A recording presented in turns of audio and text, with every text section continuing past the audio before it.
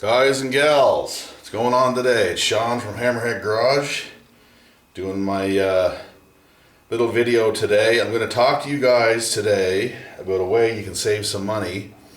I'm going to show you how to recurve a Ford Duraspark 2 distributor. What I'm going to show you here applies to just about any type of mechanical distributor.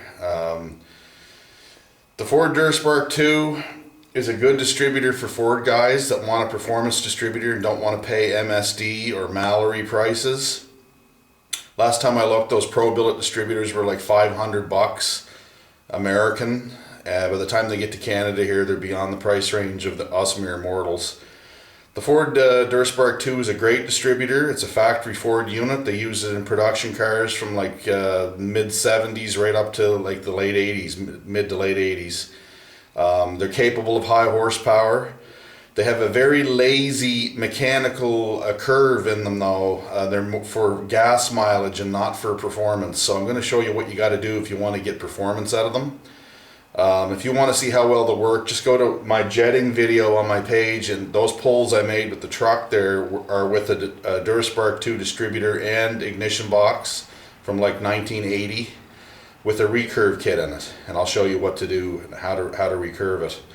Not a whole lot to it. You're gonna have to take your time, and I'll show you the part number of the kit that I used. Its course is going to differ depending on what distributor you're using, but they're great units. The Duraspark 2, you can pick them up in almost any junkyard still. You can get them for like $50. They'll support up to about 800 horsepower. The Australians actually, if you guys know Ford stuff, the Aussies have had some very hot Ford motors. They use Duraspark stuff all the time, and it's fantastic what you can get out of a Ford stock Duraspark. So anyway, enough yakking. I'll show you what I'm doing here. So there's a 70s Ford Duraspark distributor. This is a non-points type. Got the, well, I'll just show you here basically what the deal is. There's just these little clips right here that hold them on. So you pull it off. That's what the inside of it looks like. So you got your rotor here. You got your little reluctor wheel right here, and it passes by this Hall effect sender, which basically is a magnet right there, and then that sends the signal to the ignition box to go ahead and send collapse the secondary field on the coil to send the spark. So it's pretty easy unit. It's got a vacuum advance canister on the side of it, and I'll just show you how it goes here. Anyway, to get this, these can be a pain to get off. This one, of course, comes off pretty easy. There's your rotor button.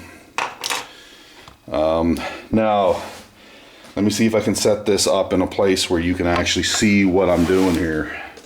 Bear with me here, dudes. Trying to figure out how to do this. I need to get some better mounts for my camera related stuff, so that you guys can see what is going on. Yeah. Anyway, I'm going to try and hold it. Show you what I'll do with it here. Maybe I can put it over here. Let's just see what that looks like. There, I don't know if you can see that. I think you can.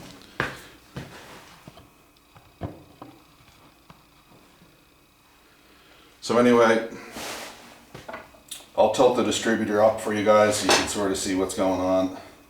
So to get this reluctor wheel off, what you got to do is you got to be careful, but you got to pry it off. It's just a press fit, and where you want to pry is you don't want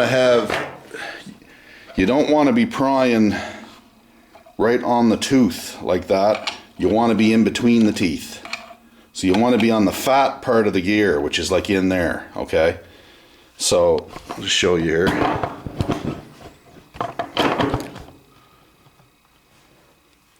So basically take a screwdriver on either side of it, okay, and then pry straight up.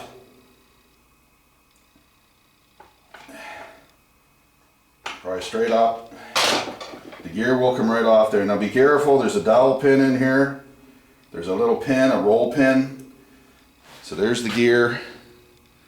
It's got, you'll see it's got a notch. It's got a notch right there. That fits on the notch on here. But there's a little roll pin you gotta retrieve. It's down on the bottom here. Don't lose this roll pin. It's just a tiny little pin. You guys know what a roll pin is. But anyway, it fits, it holds the gear in this little notch here. So don't lose that. Next thing you do is you take this clip off. That'll be right around here. So all you gotta do is just push up on the bottom of the gear. You see how the shaft moves? You can take and pry this clip off. It's just like a roll around clip. Just pull that off. Then what is gonna happen is you need to take off the arm for the vacuum advance canister. You can just see it right there. Some of these have a little clip on them. Don't lose that little clip because it's a mother to put back on. This one I can just pry it off because I've had this off already. And then you take the 2 bolts off here that hold the vacuum canister on. You can just pry the whole sucker right off. Once you get to that point, you can take your plate off with your Hall effect sensor on it. You just lift it straight off. And then there's a little rubber grommet holding it on the distributor base. You just pry that off. If you guys are wondering about how to put this back together, just take some photographs of it or video of you taking it apart so you'll put it together the right way. So you just, one sec here.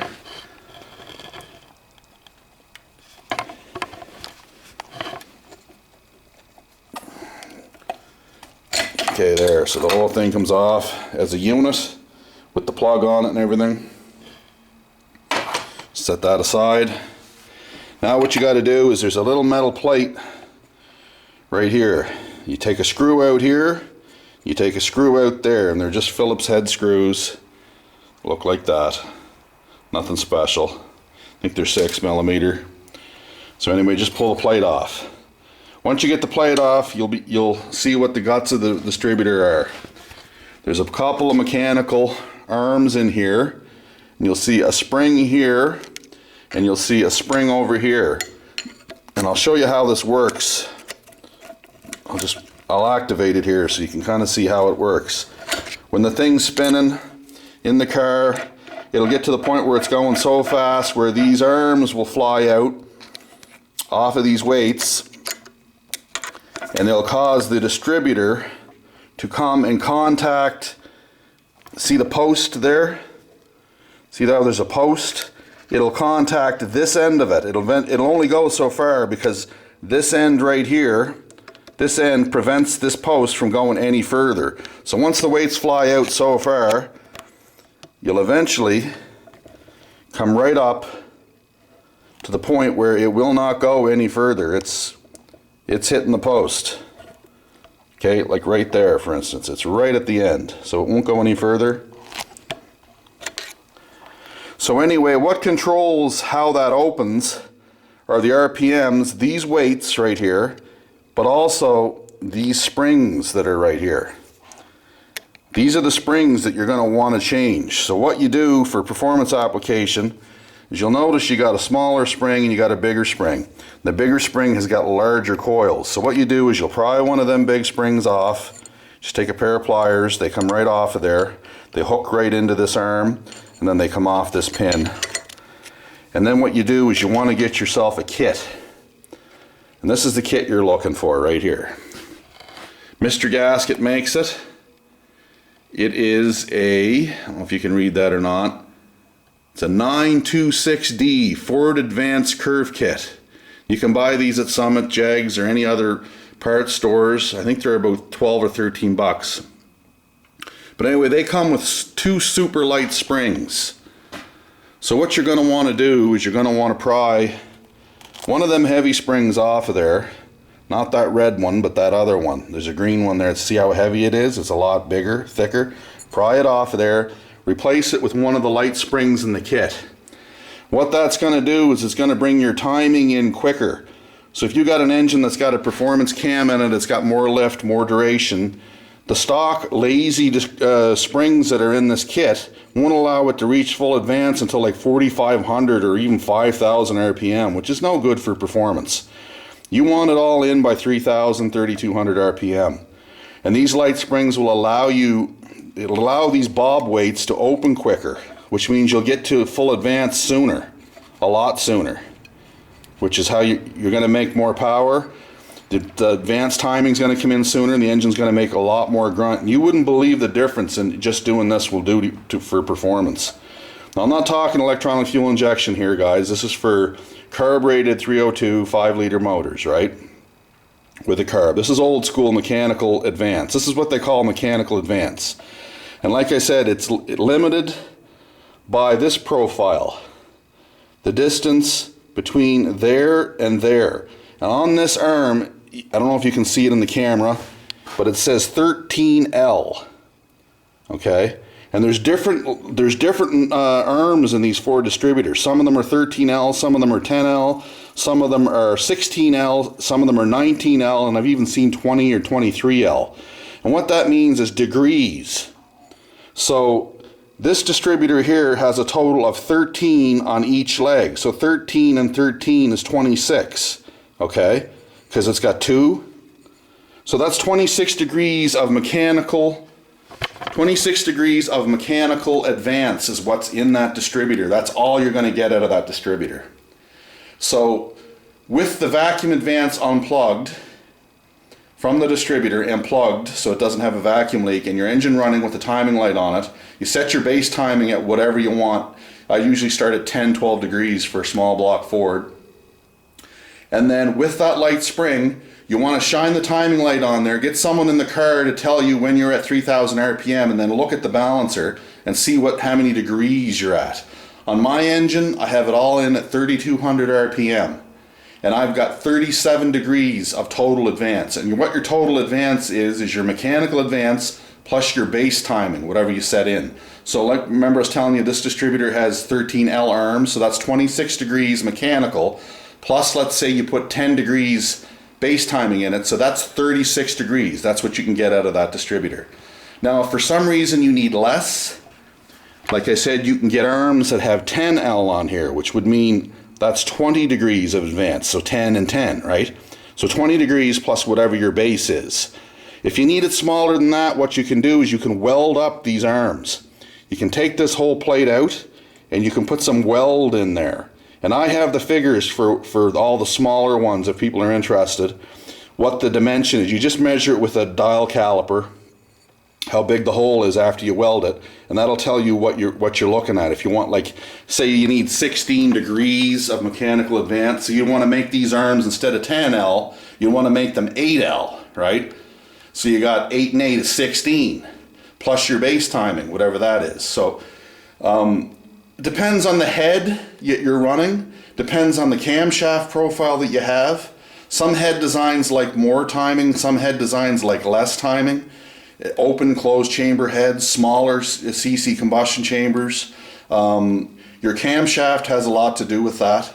Like I was talking about dynamic compression ratio. Your cam, the ability for it to bleed off excess cylinder pressure based on the cam figures has a lot to do with how much timing you're going to need. It's something you got to play around with. In the old days, they used to have a distributor machine where you could change these springs, and then you could go and you could take the machine, you'd mount it in there, and it would spin the thing, and it would show you how much advance you've got with the current setup and when it comes in. Well, those Sun and distributor machines are hard to find now. A lot of guys don't do it anymore for obvious reasons because it's old school technology. The modern 5 liters and 302s, it's all done through the ECU, through the computer, the timing curve. But anyway, what you do is I would start out with one light spring. We'll see how that is. If it's good, great. Like I got lucky, I only had to do it once. One light spring was the ticket for me. If you got a really heavy car and you're trying to get it up out of the hole, because say it's like a lazy dog, you might want to try 2 light springs and see what that does. But you can go too far too, and then what'll happen is your engine will start pinging. If it starts pinging, pinging is like, I don't know if you guys have heard it, but it sounds like like a coffee can full of marbles. It's an awful noise, and what it means is your engine is detonating or pre-ignition's happening. Two flame fronts are colliding in the combustion chamber, causing a really violent explosion. That's how you wreck engines. Detonation is the wrecker of motors. So anyway, I hope this video was helpful. If you have any questions on what you saw here, fire off a note, message. Be sure to subscribe. Thank you for subscribing. Please comment. We'll see you on the next one. Cheers.